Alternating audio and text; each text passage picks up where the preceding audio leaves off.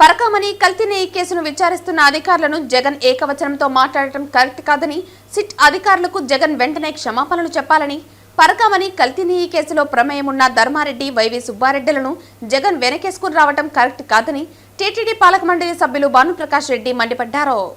ఈ సందర్భంగా ఆయన మాట్లాడుతూ తూతు మొత్తంగా శ్రీవారికి పట్టు వస్త్రాలు ఇచ్చి వెళ్లడం కాదని తిరుమల చరిత్రను తెలిపే పుస్తకాన్ని తాడేపల్లికి పంపిస్తున్నానని అన్నారు.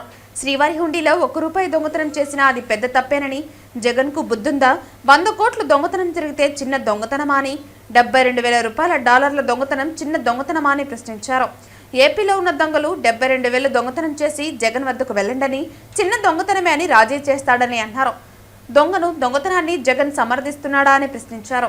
కోట్లాది మంది భక్తుల మనోభావాలు దెబ్బతీసేలా జగన్ వ్యాఖ్యలు ఉన్నాయన్నారు.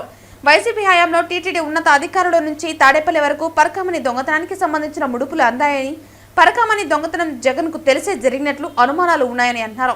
పరకామణి కల్తీ కేసును విచారిస్తున్న అధికారులను జగన్ ఏకవచనంతో మాట్లాడటం కరెక్ట్ కాదన్నారు. సిట్ అధికారులకు జగన్ వెంటనే క్షమాపణ చెప్పాలన్నారు. పరకామణి కల్తీ కేసులో ప్రమేయం ఉన్న ధర్మారెడ్డి వైవి సుబ్బారెడ్డిలను జగన్ వెనకేసుకురావటం కరెక్ట్ కాదన్నారు. జగన్మోహన్ రెడ్డి గారికి 2023లో ఏప్రిల్లో దొంగతనం జరిగిన తర్వాత, రవికుమార్ దొంగతనం జరిగిన తర్వాత ఆయన చెప్పాడు, నిన్న కొందరు న్యాయమూర్తుల సలహాల వరకు ఇది జరిగి ఉండొచ్చు అన్నాడు. దాంట్లో నీ సలహా కూడా ఏమైనా ఉందా? జగన్మోహన్ రెడ్డి గారు రాజీ చేసుకోండి, ఏమి కాదులే, నేనున్నాలే, నేను చూసుకుంటానని చెప్పి నువ్వేమైనా దొంగకి ఏమైనా భరోసా ఇచ్చావా? ఈరోజు రాష్ట్రంలో దొంగలంట ₹72,000 చోరీ చేసే దొంగలు ఆ లోపల కానీ ఎవరైనా దొంగతనాలు చేస్తే కోర్టులకి పోలీస్ స్టేషన్లకి పోవాల్సిన అవసరం లే, డైరెక్ట్గా జగన్మోహన్ రెడ్డి దగ్గరికి పోతే రాజీ చేస్తాడు. ఆయన మీ మీద ఎటువంటి కేసు లేకుండా రాజీ చేస్తాడు. లోటస్ పాండో, తాడిపల్లి ప్యాలెసో, లేకపోతే జగన్మోహన్ రెడ్డి గారు ఎక్కడుంటే అక్కడికి వెళ్తే ఆయన రాజీ చేస్తారు.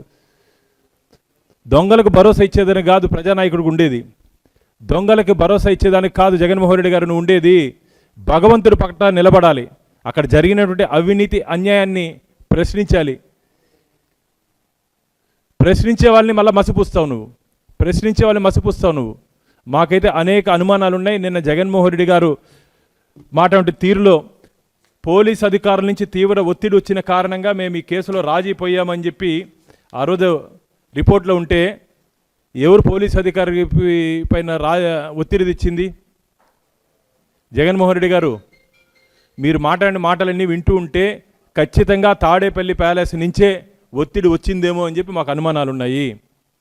మీ ముఖ్యమంత్రి కార్యాలయం నుంచే ఒత్తిడి వచ్చిందేమో అని చెప్పి మాకు అనుమానాలు ఉన్నాయి. ఇన్ని రోజులు ఎవరో అనుకున్నాం, ఎక్కడో ఒక ఉన్నతాధికారుల నుంచి ఒత్తిడి వచ్చిందేమో అని చెప్పి.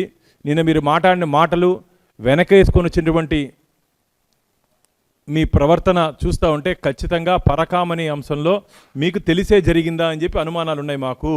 పరకామణి అంశం జరిగిన తర్వాత అప్పుడున్నటువంటి రాష్ట్ర ప్రభుత్వం వివరించిన తీరులో అనేక అనుమానాలు ఉన్నాయి. నిన్న మీ ప్రెస్ మీట్తో అన్నీ నిజమైపోయాయి.